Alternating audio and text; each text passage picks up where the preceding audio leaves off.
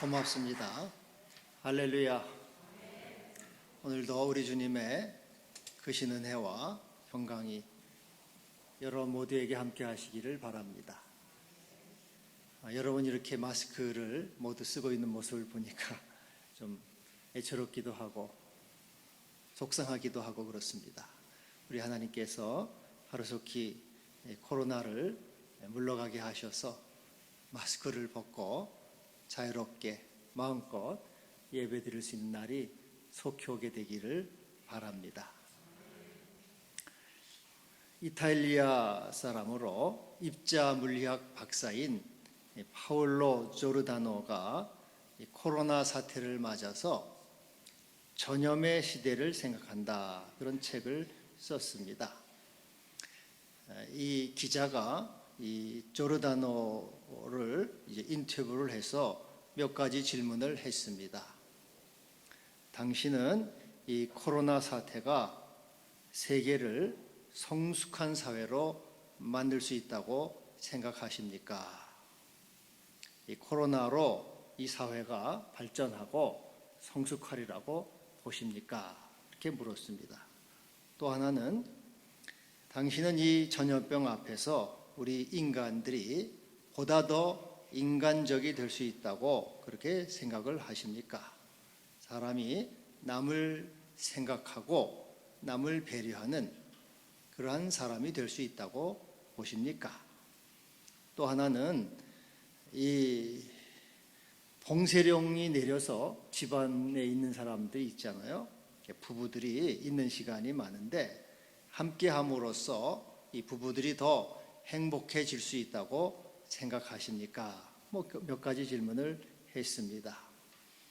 여러분은 어떻게 생각하십니까? 이 질병이 우리를 좀 더 성숙시키고 또 결과적으로 함께하는 시간이 있으므로 행복을 준다고 보십니까? 여기에서 이 조르다노는 코로나 사태가 인간을 성장시키는 것도 아니고 또 인간을 보다 인간적이 되게 하는 것도 아니고 행복을 주는 것도 아니다, 그렇게 대답을 했습니다. 그럼 무엇이 우리를 좀 더 성숙시키고 발전시킬 수가 있겠습니까? 그것은 선택일 것입니다. 어떻게 선택할 것인가? 어려운 가운데 무엇을 선택할 것인가? 고난의 길 속에서 어떤 길을 선택하며 나갈 것인가?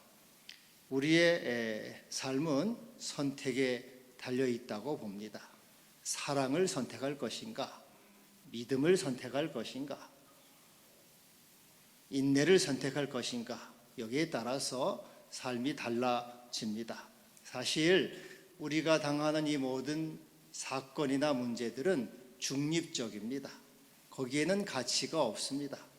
그 사건을 어떻게 받아들이느냐, 어떻게 해석하느냐, 어떻게 선택하느냐에 따라서 그 결과가 달라질 뿐입니다. 나에게 있는 이 불행한 일들도 어떻게 내가 보느냐에 따라서 불행이 행복이 될 수가 있는 겁니다.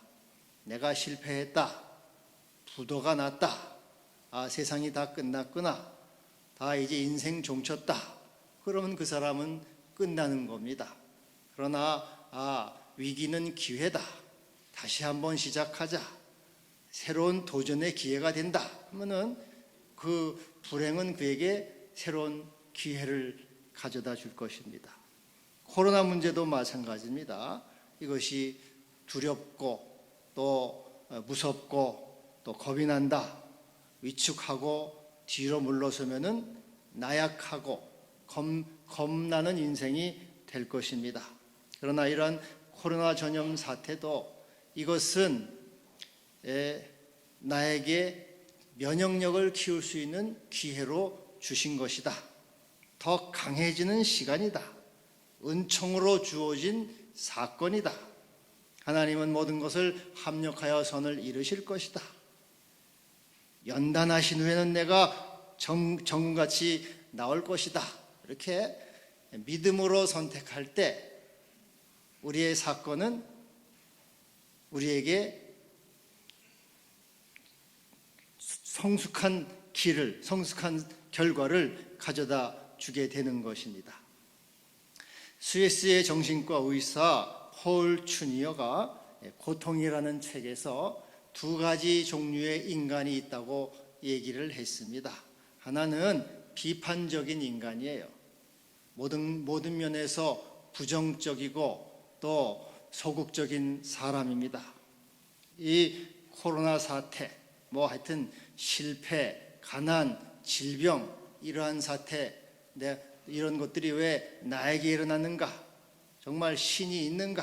하나님이 있는가? 하나님이 있다면 어떻게 이럴 수가 있는가? 하나님은 없어.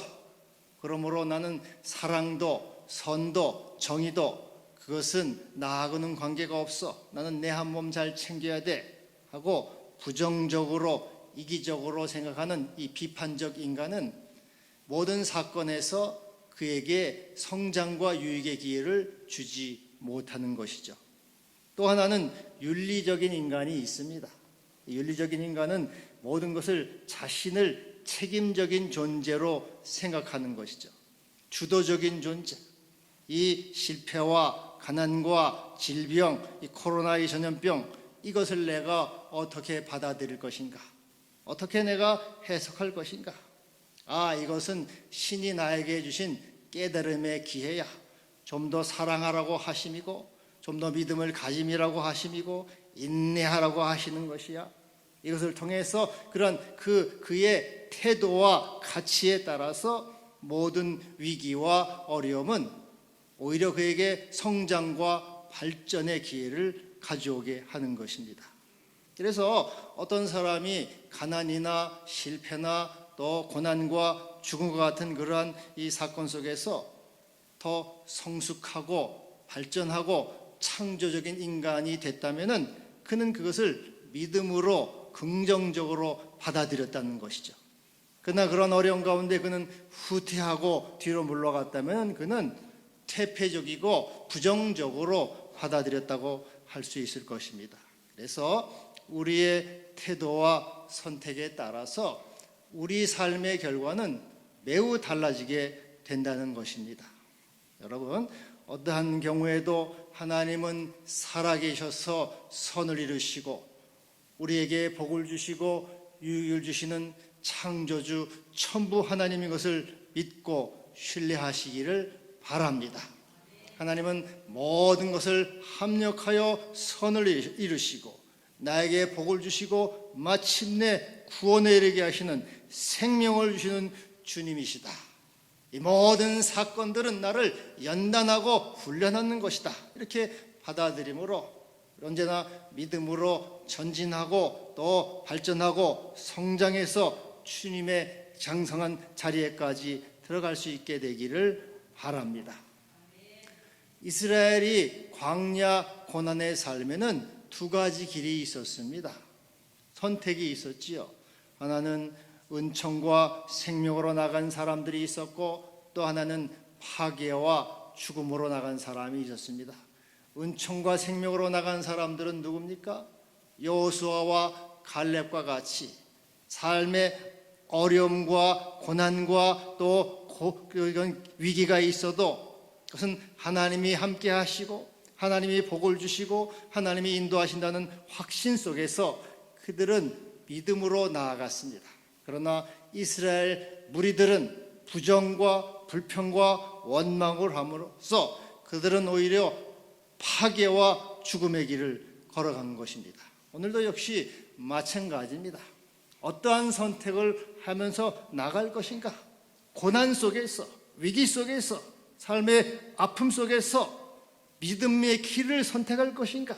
하나님은 살아계셔서 지금도 나와 함께 하시고 주관하시고 생명의 주님이시고 역사의 주관자가 되시고 창조자가 되신다고 하는 이 확신 가운데 살아갈 때 우리는 좀 더 우리의 삶이 좀 더 발전하고 주님께로 나아가서 생명의 길로 가는 존재가 될 것입니다. 믿음의 길을 선택함으로 긍정의 길을 선택함으로 또 주님의 신뢰의 길을 선택함으로 더 성숙과 은총과 기회의 길로 나아가는 우리 모두가 되기를 바랍니다. 이스라엘이 이제 홍해를 건너서 광야로 들어갔습니다. 광야로 들어가니까 이제 광야는 사막 아닙니까? 3일 길을 걸었는데 물이 없습니다. 얼마나 힘듭니까, 여러분? 3일 동안 물이 없다고 생각해 보세요. 씻는 것은 물론 마실 물이 없어요. 참 괴롭습니다. 그런데 3일 만에 반갑게도 이 샘을 하나 발견했는데 마라라고 하는 샘, 너무너무 반가워가지고 뛰어 들어갔어요. 그런데 얼마나 참 기대가 크면 실망도 크다고, 그 물이 쓴 물입니다. 마라의 쓴 물. 얼마나 화딱지가 나고 신경질이 나겠습니까?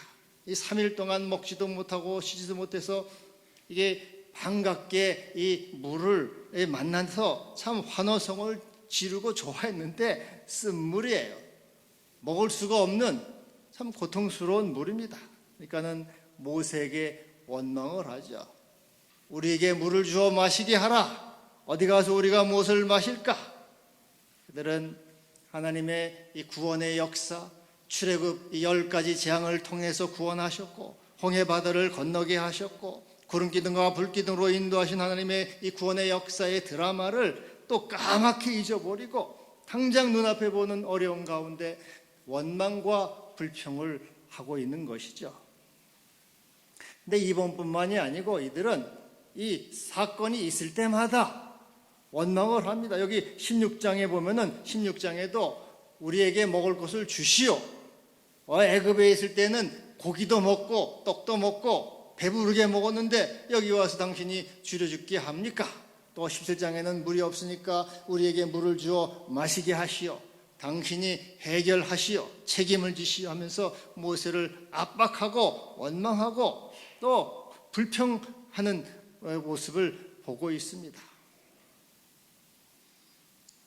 여러분, 우리는 이스라엘은 이것으로 인해서 결국은 하나님의 진노를 받고 멸망의 길로 가게 되는 것을 우리가 볼 수가 있습니다.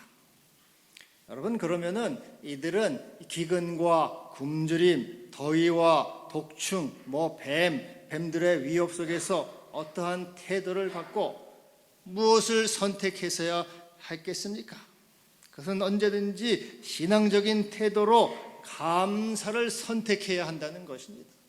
이 고난이 오고 고통이 오고 기근이 있고 굶주림이 있어도 하나님은 살아계셔서 나의 주님이시고 나를 인도하시는 선한 목자가 되셔서 마침내 우리를 가나안 땅, 젖과 꿀이 흐르는 땅으로 인도하시고 돌보아 주시는 주님이심을 믿고 우리는 어떠한 상황 속에서도 불평하지 말고 감사함으로 구할 것을 알아야 한다는 것입니다. 빌립보 4장 6절에 바울은 이렇게 말합니다. 아무것도 염려하지 말고 다만 모든 일에 기도와 간구로 너희 구할 것을 감사함으로 하나님께 아뢰라. 여러분, 어려움이 있습니까?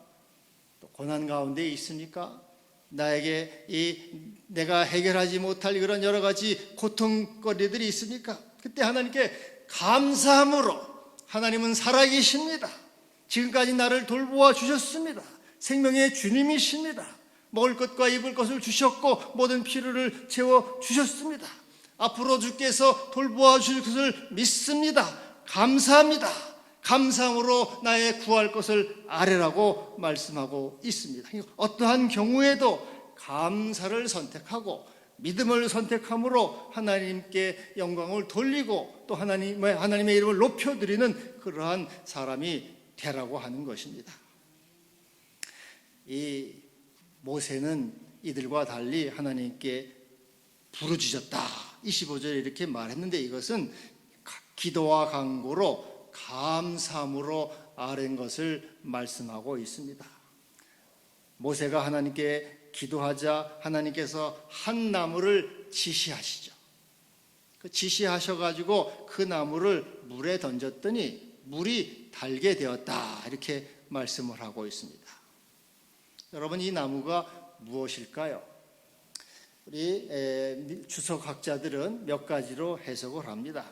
브루크 하트라고 하는 사람은 이 나무는 광야에서 자라는 나무 열매로서 달기하는 성분이 있다는 거죠. 감초 아시죠? 감초는 약방의 감초라고 그건 넣으면은 답니다. 그래서 그 나무와 그 감초와 같이 물을 달게 하는 성분의 열매다. 그렇게 이제 말해요. 그러나 여러분, 이스라엘이 지금 몇 명이에요? 장정만 60만입니다.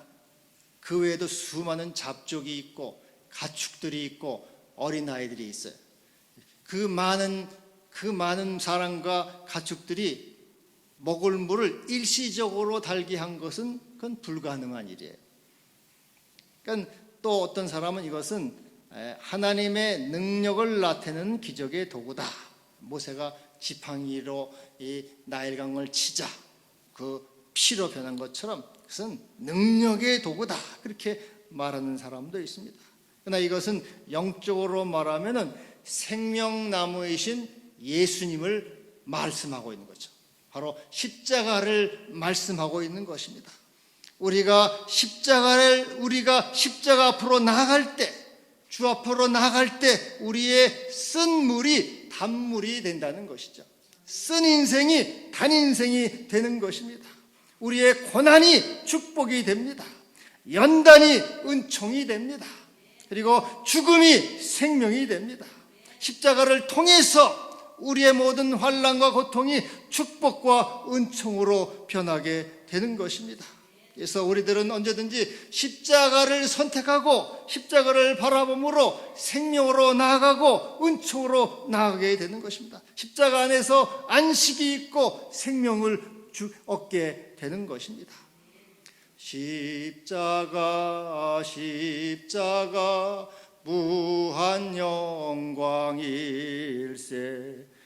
요단강을 건넌 후 영원한 시건네. 여기 이제 25절에 보면은 하나님이 이스라엘을 시험하셨다 이런 말씀이다. 시험하셨다. 그들을 시험하시면서 이제 너희들이 순종하는지 아니하는지, 하나님을 믿는지 안 믿는지, 감사하는지 불평하는지 시험하셨다 그랬어요. 근데 그 시험의 내용은 26절에 너희들이 내 말에 순종하면은 이스라엘에 내린 모든 질병을 하나도 너희들에게 내리지 않겠다 이렇게 말씀하고 있는 거죠. 이스라엘에 있는 많은 질병들, 그것들을 너희들은 두려워하지 말아라. 내가 그 질병으로부터 너희를 지켜준다. 시험하셨다네. 순종할 때 내가 너희를 지켜주겠다. 이렇게 말씀하고 있는 겁니다. 여러분, 애굽의 질병이 어떤 질병이 있습니까? 그 이제 10가지 재앙을 보면은 뭐 돌림병도 있고 악성종기도 있는데 신명기 28장에 보면은 애굽의 질병들을 이렇게 말씀하고 있어요. 염병, 폐병, 열병, 염증, 학질은 말라리아 이렇게 막 열이 나게 하는 거예요.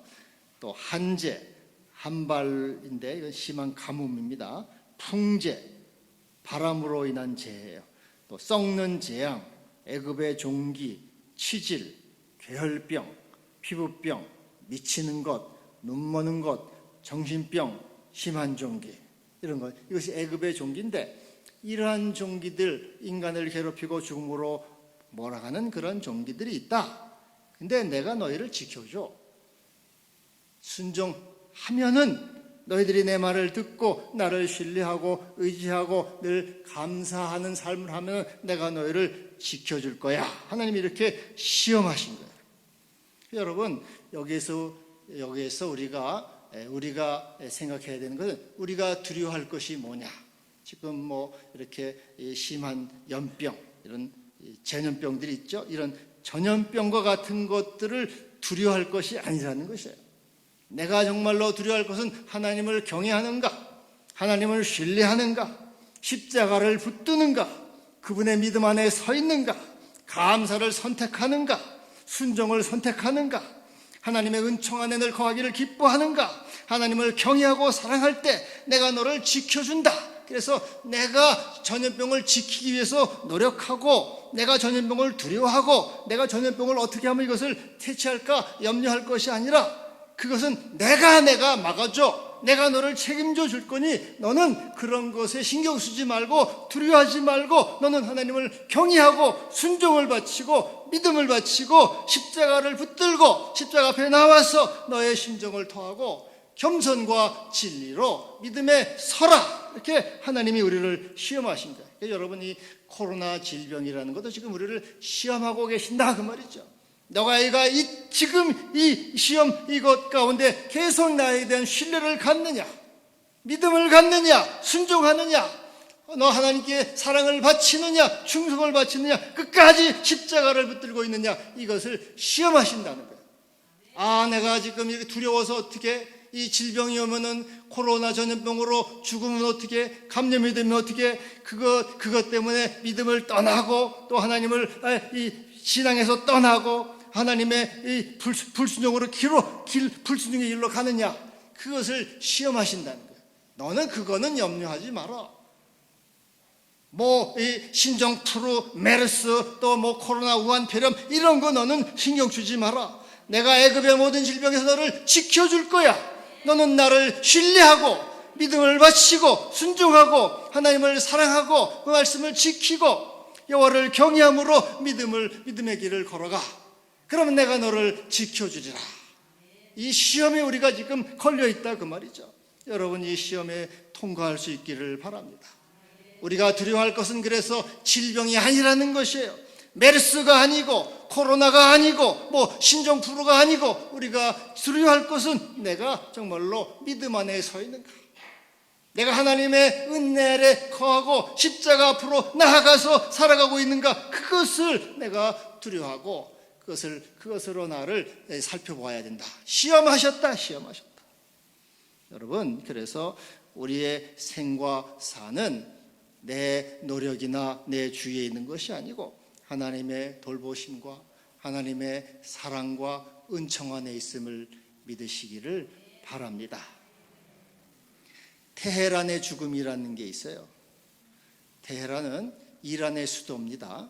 근데 이제 어떤 돈 많은 페르시아 주인이 하인이 있었는데 이렇게 정원을 산책하고 있었어요.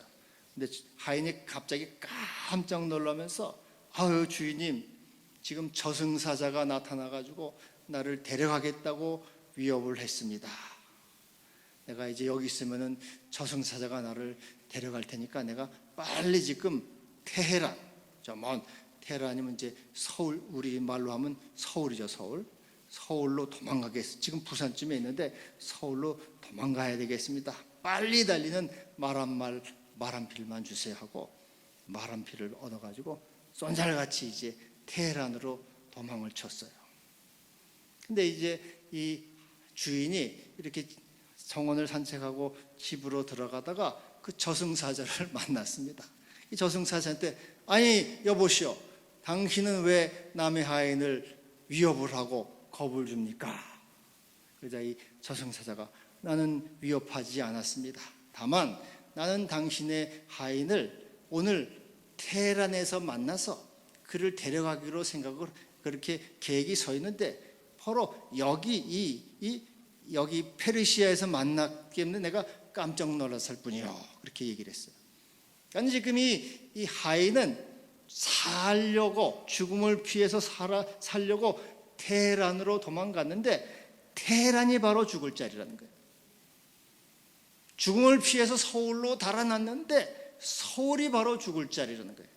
전염병을 피해서 첩첩산골로 들어갔는데 거기가 바로 죽을 자리라 그 말이지. 그러니까 인간은 자기의 죽음을 도저히 자기가 책임질 수가 없고 그것을 벗어날 수가 없다는 거예요.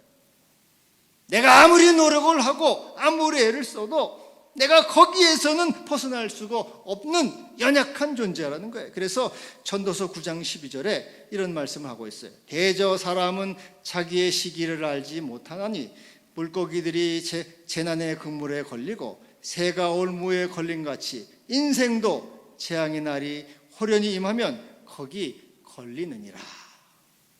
여러분, 물고기나 새가 걸려드는 것처럼 인간도 걸려든다는 거예요. 그래서 우리를 지켜주고 우리의 생명을 구원해주고 우리를 생명길로 인도하시는 바로 주님이시다 그 말이죠. 내가 아무리 노력을 하고 애를 써도 내 그 많은 재앙에서 벗어날 수가 없다. 우리를 시험하시는 주님, 이 질병을 통해서 고난을 통해서 네가 믿음을 지키느냐, 십자가를 붙드냐, 믿음에 서 있느냐, 끝까지 하나님을 경외하느냐, 그것을 시험하신다는 거예요.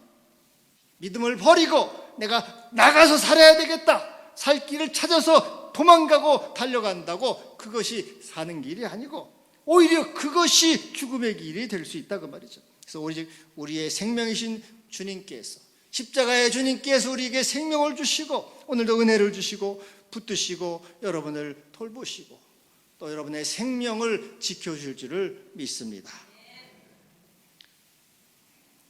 심리학자 리처드 칼슨이 사소한 것에 목숨 걸지 말라 그런 책을 썼는데, 이 사람은 이제 행복전도사예요. 평화롭고 행복한 삶을 사는 지침인데, 이것은 광야 고난길을 가는 우리의 자세와 태도에도 대해서 말씀하고 있습니다. 제가 두 가지만 말씀하면은 그는 이렇게 말하고, 인생은 단지 시험일 뿐이다. 인생은 단지 시험이다. 여러분, 하나님은 시험하십니다. 아브라함을 시험하셨어요. 예수님도 시험 당하셨습니다. 오늘 이스라엘도 시험하셨어요. 나도 시험 당하는 것은 당연해요. 어떻게 시험합니까? 시험은 좋은 거예요, 나쁜 거예요? 좋은 겁니다. 학생이 시험을 통해서 실력이 자라나요. 하나님은 우리를 시험을 통해서 연단시켜서 온전케 하십니다. 정금 같은 신앙을 주셔요. 내가 삶이, 남편이 나를 힘들게 하고 자식이 나를 힘들게 하고 직장 상사가 나를 괴롭혀도 내 인생이 왜 이렇게 힘이 어려운가, 내 팔자가 왜 이런가, 이렇게 불평하지 말라는 거예요. 아, 하나님이 나를 복 주시려고 지금 시험하시는구나. 야고보에 뭐라 그럽니까?